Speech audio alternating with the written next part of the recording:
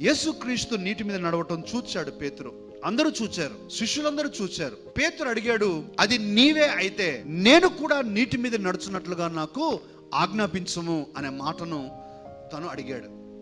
యేసుక్రీస్తు అన్నాడు, పేతురు నువ్వు రా పేతురు అన్నాడు. ప్రియులారా, అక్కడ అందరూ కూడా ఉన్నారు. పేతురు వింటూ ఉన్నాడు. పేతురు ముందు ఇప్పుడు ఒక గొప్ప సవాలు ఉంది. ఎలా నడవాలి, ఏం చేయాలి?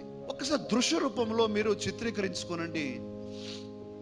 పేతురు పడవ మీద ఉన్నాడు. ప్రియులారా, పడవ మీద ఉన్నాడు. తనకు పేతురులో యేసుక్రీస్తుకు నచ్చింది ఏంటంటే ఆతృత, చాలా ఆతృత అన్నమాట. అలాంటి ఆతృత అందరిలో ఉండాలని దేవుడు కోరతాడు.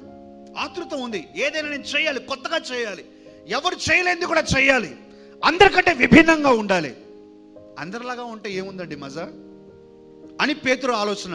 నేను కొత్తగా ఉండాలి, ఏదో ఒకటి చేయాలి. కాబట్టి పేతురు ఒక అడుగు తీసి పెట్టడానికి ఉన్నాడు. ప్రియులరా, ఆలోచన చేయండి. ప్రియులరా, పేతురు యొక్క సవాలు మొట్టమొదటి అడుగే. His challenge and his most difficult thing will be his only first step. Only first step. ఆయన మునిగిపోతాడా మునిగిపోడా అని ఫస్ట్ స్టెప్ నిర్ణయించేస్తుంది, అంతే కదండి. తను మునిగిపోవాలంటే ఇంకా మునిగిపోతాడు అంతే. లేదు తను ఉంటాడు అంటే ఆ ఫస్ట్ స్టెప్ గట్టిగా పడుతుంది. ఆ ఫస్ట్ స్టెప్ గట్టిగా పడితే రెండవ అడుగు వేయటం కష్టం కాదు. ఎంతమంది నమ్ముతున్నారండి? సెకండ్ స్టెప్ వేయటం కష్టం కాదు, ఫస్ట్ స్టెప్పే కష్టం. ప్రియులారా, ఈరోజు నేను అదే చెప్తున్నాను. Peter was just one step away from his miracle. One step, just one step. ఆ ఒక్క అడుగు వేస్తే ఇక పేతురు నీటి మీద నడిచేస్తాడు.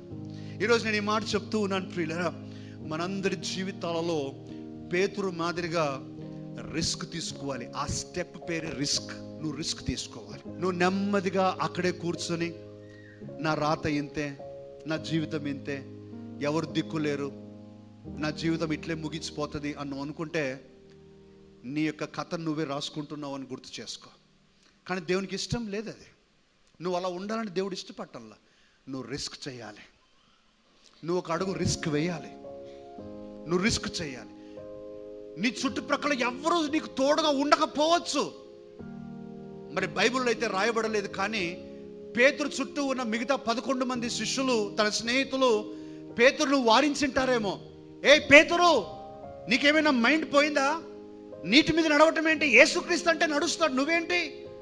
నువ్వు మునిగిపోయినప్పుడు అప్పుడు నీకు బుద్ధి వస్తుంది అని ఆ విధంగా అనిండవచ్చేమో. కానీ పేతురు అంటున్నాడు, I'm willing to take risk. I'm willing to take this risk, step of risk. ప్రియమైన సహోదరి సహోదరులారా, నీ జీవితంలో నువ్వు ఆ అడుగు రిస్క్ చేయాలి, ఒక అడుగు రిస్క్ వేయాలి.